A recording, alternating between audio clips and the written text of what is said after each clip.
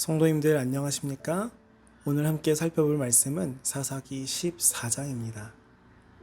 사사기 14장은 13장부터 16장까지 이어지는 삼손 이야기가 본격적으로 시작되는 부분입니다.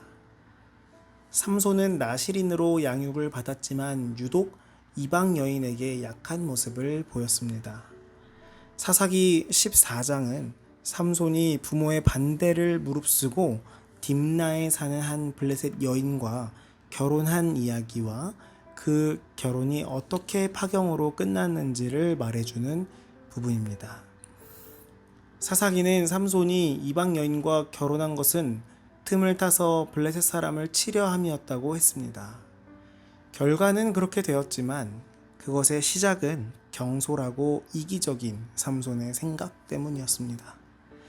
후에 결과가 좋았다고 해서 수단까지 정당화될 수는 없는 것이죠.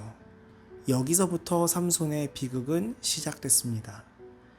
삼손은 딥나에 사는 한 블레셋 여인을 좋아하게 되고 부모를 강요하여 결혼 잔치를 하게 되지만 그가 낸 수수께끼 때문에 잔치는 어수선하게 됩니다.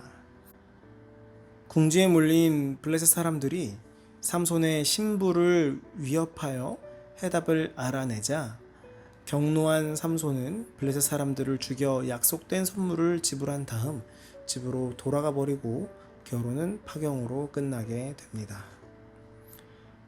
2절에 딥나에서 블레셋 사람의 딸들 중에서 한 여자를 보았사오니. 딥나는 소라에서 남서쪽으로 7.2km 지점에 있는 작은 성읍입니다. 이 성읍은 원래 단지파에게 해당됐지만 삼손 당시에는 블레셋 사람들의 지배하에 있었습니다. 삼손이 딥나에 내려가서 한 여자를 보고 그때부터 삼손의 비극과 고난은 시작됐습니다. 자기 눈에 보기 좋은 것을 택한 것입니다. 우리는 삼손의 기사를 볼 때 하와를 떠올리게 됩니다. 하와도 자기 눈에 보기 좋은 대로 하다가 범죄를 하게 되었죠. 여자가 그 나무를 본즉 먹음직도 하고 보암직도 하였더라. 3절에 내가 그 여자를 좋아하오니 라는 말을 직역하면 그 여자가 내 눈앞에서 즐거워함으로 또는 그 여자가 나를 즐겁게 함으로 라는 의미로도 해석됩니다.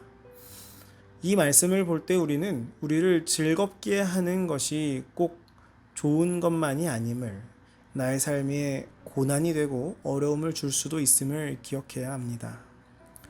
내가 보기에 좋은 것만으로 선택하거나 취해서는 안 됩니다. 우리는 그리스도인으로서 하나님께서 보시기에 좋은 대로 살아가는 사람들임을 기억해야 합니다.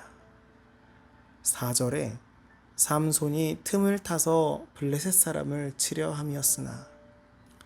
삼손은 블레셋 여인과 결혼하려고 하면서 그것이 블레셋을 치기 위한 틈을 얻기 위함이었다고 이야기합니다.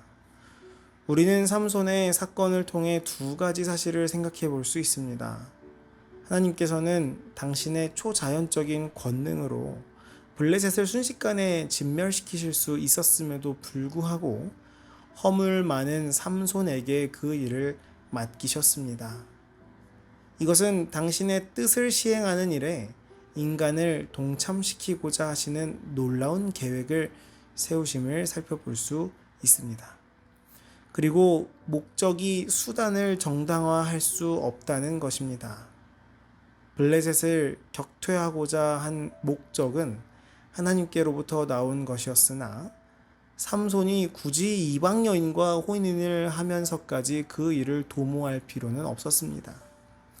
삼손이 블레셋 여인과 결혼하고자 의도했던 바가 바람직하지 못했음에도 불구하고 그것이 하나님께로부터 나온 것이라고 한 것은 모순처럼 보여질 수 있습니다. 그러나 하나님께서는 그런 방법을 허락하신 일이 없습니다. 예를 들면 하나님께서는 요셉의 형들이 요셉을 노예로 팔기를 원하셨던 것이 아니었습니다. 그러나 나중에 요셉이 그 사건을 그의 형들에게 어떻게 해석했습니까? 당신들이 나를 이곳에 팔았으므로 근심하지 마소서, 한탄하지 마소서. 하나님이 생명을 구원하시려고 나를 당신들 앞서 보내셨나이다 라고 해석합니다. 이와 같이 하나님께서는 인간의 실수까지도 당신의 목적을 성취시키는 데 사용하십니다. 그것은 인간의 약함과 잘못까지도 그의 구원의 계획에 사용하시는 하나님의 은혜와 섭리를 이야기하는 것입니다. 삼손이 잘못을 범하지 않았더라면 하나님께서는 그를 통하여 더 큰 일들을 이루셨을 것임을 우리는 생각해 볼 수 있습니다. 우리는 목적을 위해 수단을 놓치는 경우가 있습니다. 선한 목적을 위해서라면 어떤 방법이라도 괜찮다라고 생각할 때가 있죠. 그러나 이것은 믿음의 방법이 아닙니다. 비록 선한 방법이 비효율적이고 불가능할 것처럼 보일지라도 하나님과 함께라면 하나님께서 보시기에 좋은 방법대로 해야 함을 잊지 않아야 합니다. 우리의 선택의 순간에 효율이나 보기에 좋은 방법을 우선으로 생각하며 선택하는 것이 아닌 하나님께서 보시기에 선한 수단인지를 먼저 기도하며 생각하는 우리 모두가 되기를 간절히 바랍니다. 8절에 사자의 주검을 본즉 사자의 몸에 벌떼와 꿀이 있는지라. 벌이 금방 죽은 사자의 시체에 집을 짓지는 않았을 것입니다. 뜨거운 사막 지방에서 사자의 시체는 곧 이렇게 말라서 벌들이 집을 짓기에 적당한 장소를 제공했을 것입니다. 삼손은 이 사실을 비밀로 하고 후에 수수께끼로 사용하여 아무도 그 해답을 모르도록 했습니다. 그런데 삼손이 사자의 시체에 접촉한 것은 나실인의 서약을 어긴 것이었습니다. 그렇기 때문에 그는 부모에게 그 꿀을 사자의 몸에서 따왔다고 말하지 않았던 것입니다. 10절에 삼손의 아버지가 여자에게로 내려가매.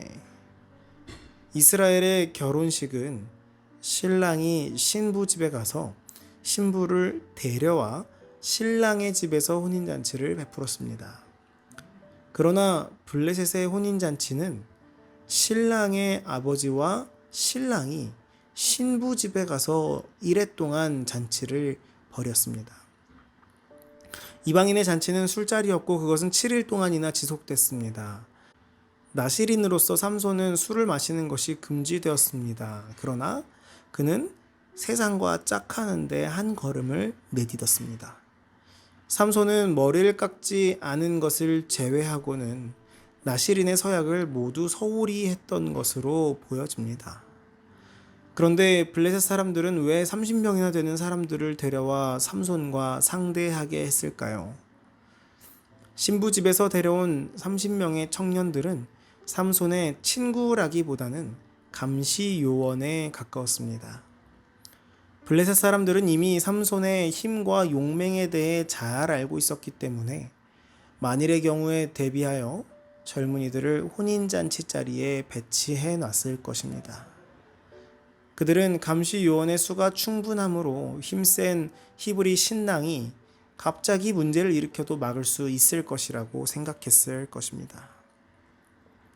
그런데 삼손이 하나님의 명령을 어기면서까지 얻으려고 했던 아내가 결혼잔치가 채 끝나기도 전에 그의 남편을 배반한 사실이 밝혀졌습니다. 블레셋 사람들이 아내를 협박했고 아내는 삼손에게서 정답을 알아내어 블레셋 사람들에게 그 정답을 넘긴 것이죠. 블레셋 사람들의 행위와 그 여자의 불성실을 보고 분노한 삼손은 블레셋 사람 30명을 죽여 베옷과 겉옷 30벌을 얻어 문제를 해결한 뒤에 그의 집으로 돌아갔습니다. 이런 결과는 하나님의 명백한 명령을 정면으로 어긴 결과였습니다. 만약 삼손이 그 경험에서 얻은 것이 있고 죄에 대한 공허함과 실망감으로 인해 더 고상한 길을 추구했더라면 하나님께서는 여전히 그를 용납하시고 그로 인해 이스라엘을 인도하여 블레셋에 대항해 완벽한 승리를 거두도록 허락하셨을 것입니다.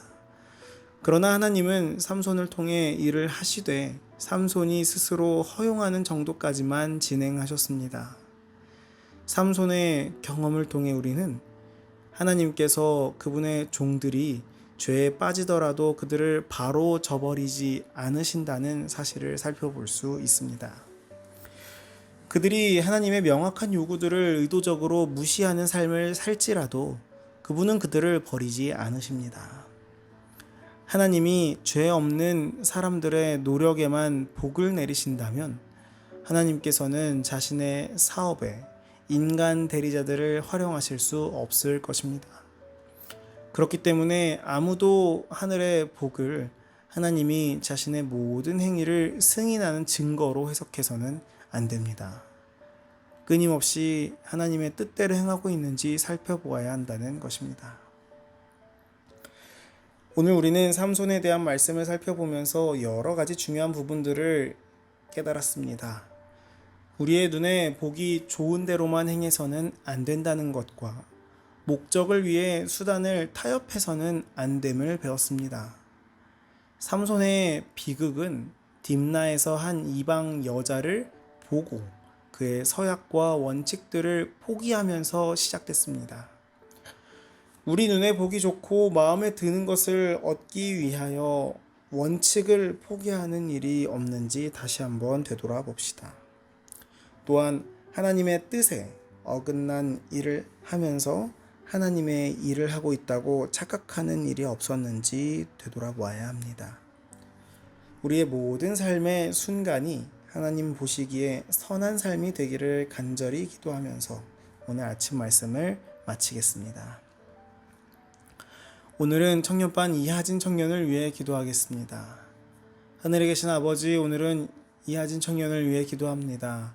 직장 생활을 함에 있어서 어려움이 없도록 하여 주시옵고 축복을 더하여 주사 육적으로나 영적으로나 강건하게 하여 주시옵소서.